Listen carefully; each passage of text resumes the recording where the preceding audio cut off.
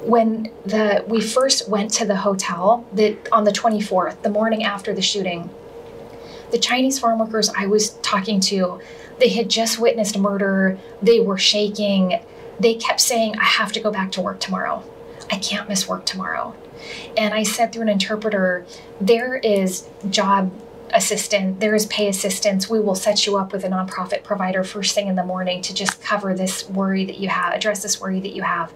So the interpreter and I showed up at the hotel the next morning, and I knew that people were hungry because they didn't leave with any food.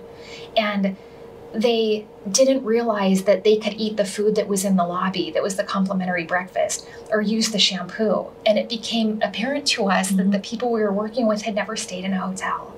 Farm workers wanted to go back to work because it brought somewhat a sense of, this is normal, this is what I know, this is okay. But going back to emptiness after a day at work, especially after the loss, was probably the most challenging thing. And I think it took a little bit of time for them to open up and to trust that we were there to help after the experience that they had just lived through.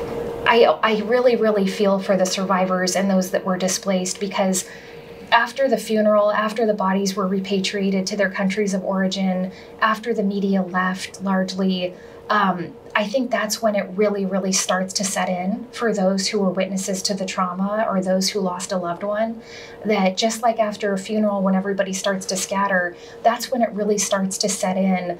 What is my new identity now? Because there's no going back. You know, there's just, this control has been taken away from people, and they are just starting to put one foot in front of the other to manage what their needs are or even recognize it. I think it's fair to say the shooting exposed a lot of long-standing, deep-seated inequities that have existed on the coast for a long time. And I would say the same about COVID. I would say the same about the wildfires, the severe weather storms, the closure of Bay City Flowers, where 200 people, immigrant farm workers, lost their jobs. That was in 2019. The same community keeps getting hit over and over and over again.